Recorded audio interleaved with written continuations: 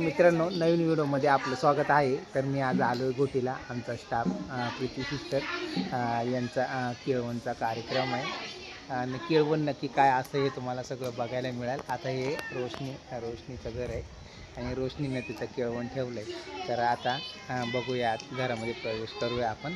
बघू आता केळवण काय असतं ते त्यांनाच विचारू.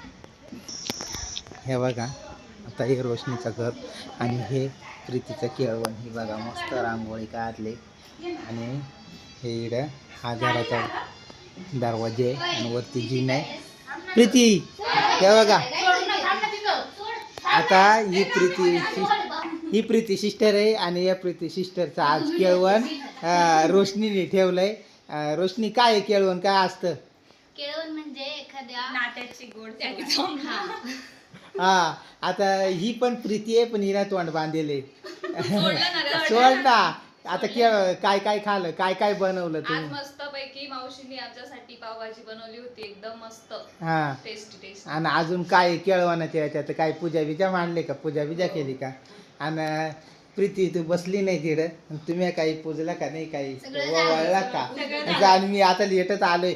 मग इकडं केळीचं पान ठेवलंय, पेढे ठेवलेत आणि पाटावर बसून आणि तिला काय म्हणतात, ववळीतात ना, ववळल्यावर तिला काय काय आवडतं ते देतात का?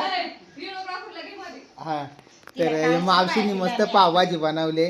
रोशनी हे बघा, हे रोशनीचं घर आहे. हे बेडरूम आहे आणि किचन पुढे रोशनीचं त्यांचं किचन आहे. आणि कुठे आहे का ती पावभाजी? हे बघा, सर्वांच्या लेट मी आलोय.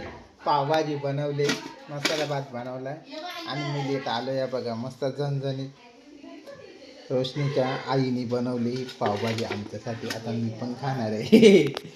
मित्रांनो, अशा पद्धतीचं आहे केळवण. आता सकाळी एकाने कमेंट केली, केळवण काय असतं? तर केळवण हे असं असतं. चालेल, हे रोशनीचं देवघर पण आहे इकडे ना का. मित्रांनो, भेटू पुढच्या व्हिडिओमध्ये. केळवण काय असेल हे समजलंच असेल ना का. आता हे हरवत चालले आहेत ना का.